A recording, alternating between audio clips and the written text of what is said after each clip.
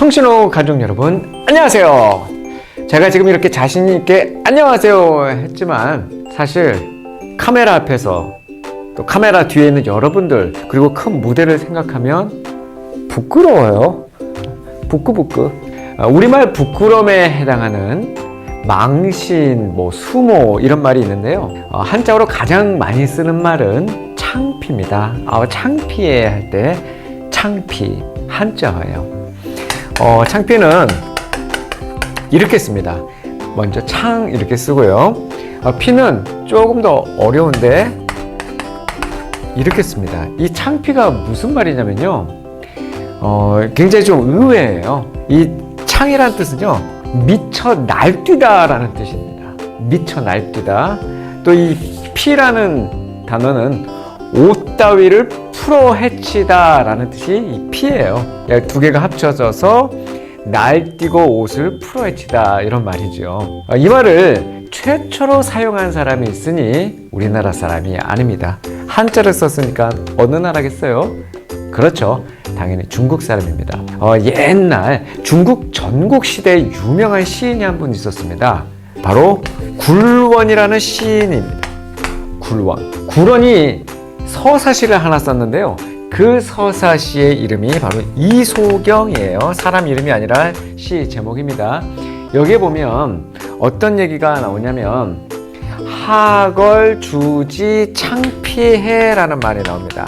하걸 주지 창피해. 다 한자어예요. 그래서 이 창이 바로 이거고 이 피가 바로 요겁니다. 그러니까 창피해가 여기서 바로 나온 말인데 여기서 이제 중요한 것은 이제 걸과 주예요. 이게 뭐냐면 당시 아주 무소불위의 권력을 누리던 하나라의 걸왕이라고 있었습니다. 이 사람이에요. 그리고 은나라의 주왕.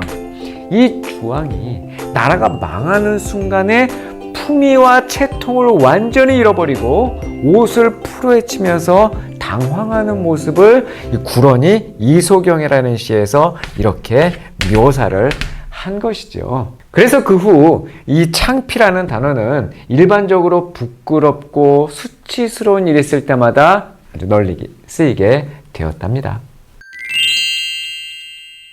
한 나라의 왕이 춤을 춥니다. 품위와 채통은 이미 잊은 지 오래입니다. 온 힘을 다해 춤을 추는 이 왕은 이스라엘의 제2대 왕 다윗입니다. 여호와의 궤, 법궤가 다윗성으로 들어오자 온 힘을 다해서 춤을 추고 있는 이 다윗 왕. 겉옷은 이미 풀어 헤쳐졌고 속옷인 배 에봇이 훤히 드러났습니다. 이렇게 아이처럼 춤을 추는 이 다윗을 바라보는 한 사람이 있었으니 저기 창문 너머로 이 춤추는 남편이 탐탁치 않은 바로 미갈 왕비이죠. 미갈이 속으로 비웃습니다. 비웃던 그 미갈은 참지 못하고 가족을 축복하려고 들어오는 그 남편 다윗 왕을 향해서 마음속의 말을 쏟아냅니다. 오늘 이스라엘의 왕이 정말 볼만하시더군요. 신하의 계집종들 앞에서 어떻게 그런 망측하게 몸을 드러낼 수 있습니까? 이렇게 말이죠. 한마디로 창피하다는 것입니다. 어떻게 한 나라의 왕이 그렇게 채통 없이 춤을 출 수 있냐는 것이에요. 그때 다윗은 이렇게 말합니다. 나는 하나님 앞에서 그렇게 춤을 춘 것이요.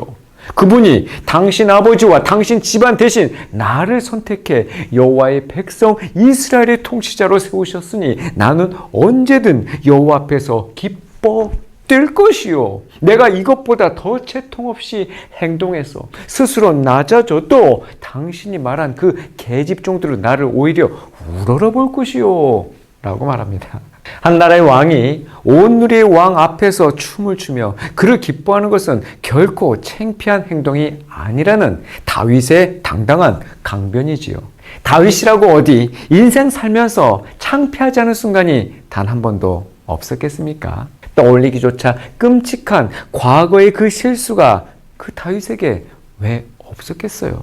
자신의 충직한 신하인 우리아의 아내 밧세바를 범하고 나단 선지자에게 책망받던 그날을 다윗이 어찌 잊을 수 있겠어요? 밀려오는 수치와 수모, 극도의 창피함에 둘러싸였던 그날을 다윗은 아마 또렷이 기억했을 겁니다. 그러나 다윗은 만천하에 드러날 그 죄의 민낯을 더 이상 숨기지 않았어요. 상황을 합리화하려는 자기 기만도, 상황을 회피하려는 자포자기도 하지 않았습니다. 다윗은 더 이상 창피라는 그 감정 뒤에 숨어 있지 않기로 한 것이죠.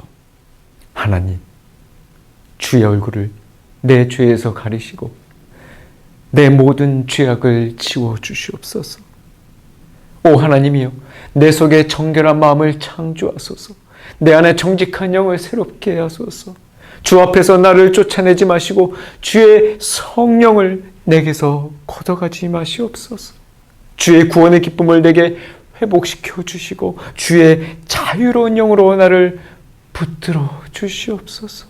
시편 51편에 소개된 이 다윗의 기도는 지금도 회개의 정석으로 인정받고 있습니다. 교만, 인색, 시기, 분노, 음욕, 탐심, 나태는 우리 기독교 역사가 정리한 인간의 7가지 죄악의 뿌리예요. 잠언 말씀에 이런 말씀이 있습니다. 평온한 마음은 육체의 생명이 되지만 질투심은 뼈를 썩게 한다. 다윗이 음욕과 탐심에 붙들렸다면 사울은 시기심에 사로잡힌 사람이었습니다. 블레셋과의 전투에서 승리한 기쁨도 잠시, 성읍에서 춤추는 여자들이 부르는 노래에 사울은 속이 완전히 뒤집혔지요. 사울이 죽인 사람은 수천 명이요, 다윗이 죽인 사람은 수만 명이라네. 그때부터 사울은 다윗을 향한 시기와 질투가 뼈가 썩을 정도의 괴로움으로 몸에서 일어났어요. 심리학에서는 이런 말이 있습니다. 샤덴프로이데.